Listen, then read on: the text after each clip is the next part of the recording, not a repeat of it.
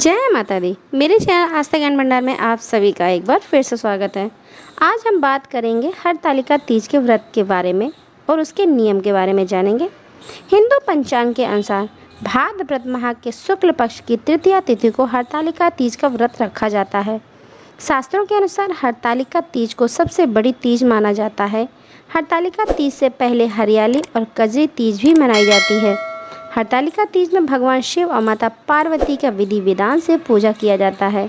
इस व्रत को रखने से अखंड सौभाग्य की प्राप्ति होती है। इस दिन सुहागिन महिलाएं निर्जला और निराहार व्रत रखकर पति की लंबी आयु के लिए व्रत रखती हैं। हरतालिका तीज व्रत को सुहागिनों के अलावा कुंवारी कन्याएं भी रखती हैं। मान्यता के अनुसार इस व्रत के पुण्य प्रभाव से कुंवारी कन्याओं को मनचाहा वर प्राप्त होता है।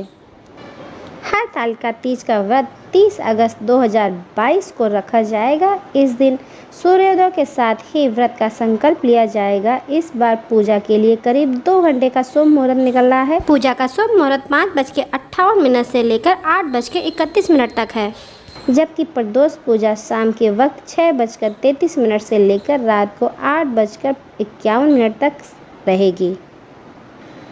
सर्वप्रथम इस व्रत को माता पार्वती ने भगवान शिव शंकर के लिए रखा था। इस दिन विशेष रूप से गौरी शंकर का ही पूजन किया जाता है। इस दिन व्रत करने वाली स्त्रियां सूर्योदय से पूर्व ही उठकर और नहा धोकर पूरा श्रृंगार करती हैं। पूजन के लिए केले के पत्तों से मंडप बनाकर गौरी शंकर की प्रतिमा स्थापित की जाती है। इसके साथ पार्वती जी को सुहाग का सारा सामान चढ़ाया जाता है। रात में भजन कीर्तन करते हुए जागरण कर 3 बार आरती की जाती है और शिव पार्वती विवाह की कथा सुनी जाती है। जो महिलाएं पहली बार हरतालिका तीज का व्रत रखने की सोच रही हैं, वो एक बार यह व्रत शुरू करती हैं तो बीच में नहीं छोड़ना चाहिए। अगर हरतालिका तीज के दौरान महिलाओं को मासिक धर्म हो जाए तो उन महिलाओं को दूर से ही भगवान की कथा सुननी चाहिए। भगवान जी का व्रत नहीं छोड़ना चाहिए। हरतालिका तीज के दिन महिलाएं रात्रि में जागरण करती हैं, भगवान शिव और माता पार्वती की पूजा करती हैं। ऐसी मान्यता है कि जो व्यक्ति इस व्रत में रात में सो जाता है वो अगले जन्म में अजगर के रूप में जन्म लेता है। एक बार शुरू किया गया यह व्रत अपने जीवन काल में कभी भी बंद नहीं करना चाहिए। गर्भवती स्त्री को विशेष छूट होती है, वो फलाहार कर सकती हैं अपनी आवश्यकता अनुसार। हरतालिका तीज में श्री गणेश, भगवान शिव और माता पार्वती की पूजा की जाती है। सबसे पहले मिट्टी से तीनों की प्रतिमा बनाएं और भगवान गणेश जी को तिलक करके दूर्वा अर्पित करें। इसके बाद भगवान शिव को फूल, बेलपत्र और समीपत्री अर्पित करें और माता पार्वती को श्रृंगार का सामान अर्पित करें। तीनों देवताओं को वस्त्र अर्पित करने के बाद हरतालिका तीज का व्रत कथा सुने और आरती करें और अगले दिन ब्राह्मण को दान देकर ही व्रत का पारण करें।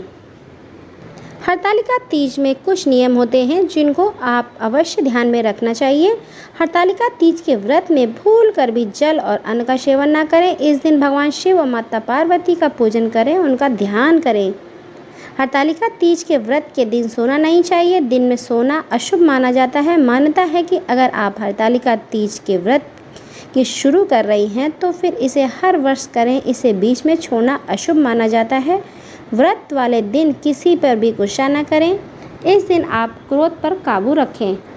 इस व्रत में 16 श्रृंगार का बहुत ही महत्वपूर्ण स्थान है, इसीलिए जो भी स्त्री व्रत करती हैं उनको अपना पूर्ण श्रृंगार अवश्य करना चाहिए और पूजा में लाल या हरे रंग के वस्त्र ही पहने। हरतालिका तीज व्रत पूजा विधि। प्रदोष काल में पूजा करना काफ़ी शुभ फलदायक होता है। सूर्यास्त के बाद मुहूर्त को प्रदोष काल कहते हैं। इसके दिन और रात को मिलन होता है। हरतालिका पूजा के लिए सबसे पहले काली मिट्टी से अपने हाथों से गूंथकर भगवान शिव और माता पार्वती की प्रतिमा बनाएं। फिर मूर्ति को फूलों से सजे चौकी पर रखें। ध्यान रहे इस चौकी में लाल कपड़ा अवश्य बिछा हुआ होना चाहिए। भगवान शिव और माता पार्वती की प्रतिमा के साथ भगवान गणेश जी को भी स्थापित करें। इसके बाद सभी देवी देवताओं का आह्वान करते हुए पूजा आरंभ करते हैं। हरतालिका तीज में प्रयोग की जाने वाली सभी पूजन सामग्रियों को एक एक करके भगवान शिव और माता पार्वती को अर्पित करें।